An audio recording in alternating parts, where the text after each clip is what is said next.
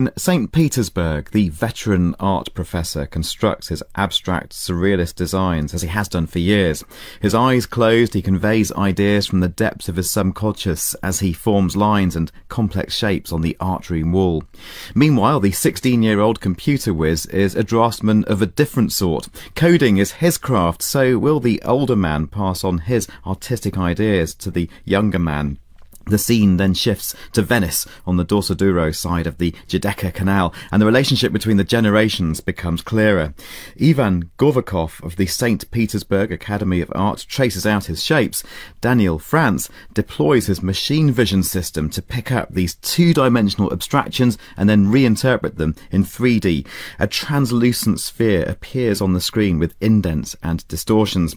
And just as decades mark out the time between the older and the younger generations, hours pass as the sphere is gradually fabricated layer by layer on a 3D printer. Bill and I watched it all happen, and then we spoke to the older man and a stand-in for the younger. Вы видите абстракцию, а я вижу там тысячи фигур в различных позах. When you see an abstract drawing on the wall, I see thousands of figures in this seemingly abstract drawing. И этот рисунок принципиально нельзя закончить. Его можно рисовать каждый день, еще 10 лет.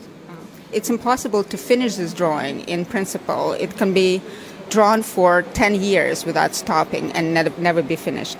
И вот этой фантазии безграничной пожилого профессора Института Репина бросил вызов молодой Даниил Франц, программист.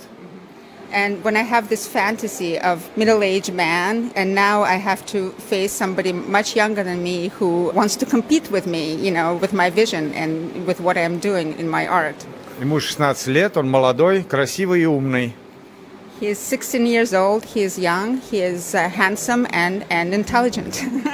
Я желаю удачи всем программистам, когда они, наконец, приблизятся к передаче живого воображения и опыта человеческой жизни. I wish good luck to all computer people who are trying to catch the life spirit of a draftsman.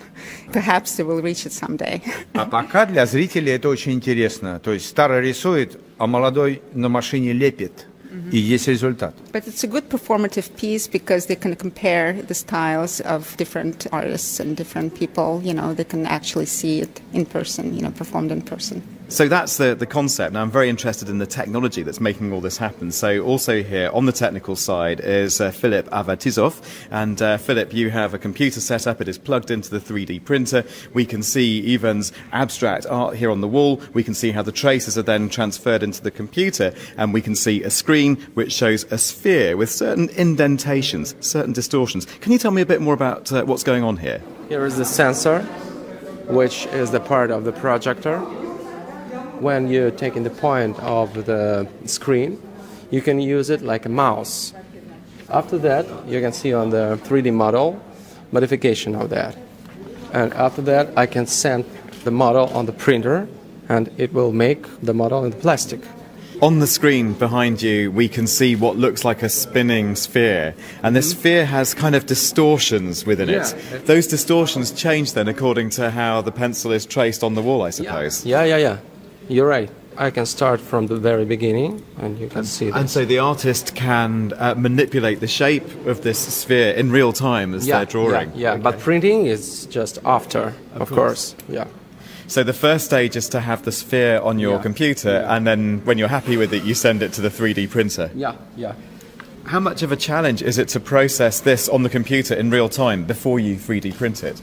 From 10 seconds till 1 minute, I will catch the moment when the figure will become like I like. And after that, I can send it on the printer. But the results, I have to wait maybe 12 hours.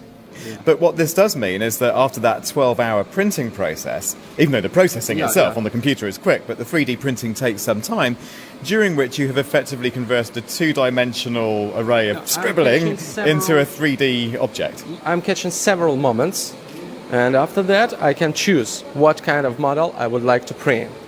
It is quite fascinating because sort of Daniel has created a tool for collaboration, which Ivan has used with him in Russia, but now is using with another artist here in Venice. So you could imagine another draftsman drawing on the wall and different things would happen. The three-dimensional objects that are printed are the result of your performance, your creative energy, then the use of the computer software, but not as a simple machine, not something which just goes through the motions, but something which is itself guided by another artist. So we have a very interesting and I think quite novel form of artistic collaboration. At the moment, it seems to me, Ivan is drawing without necessarily an understanding of what the object at the end will be. So it becomes almost like automatic writing.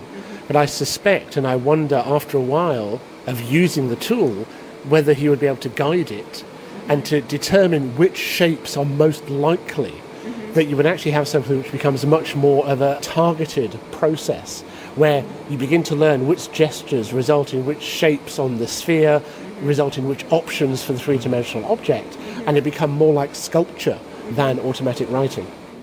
So we heard there from Philip Azatizov and also Ivan Gorvikov over there in Venice. And of course, Bill Thompson was giving us his comments at the end. Well, we're at the end of this programme, other than to tell you that I'm Gareth Mitchell, the producer's Colin Grant, and we'll see you again next week. Goodbye for now.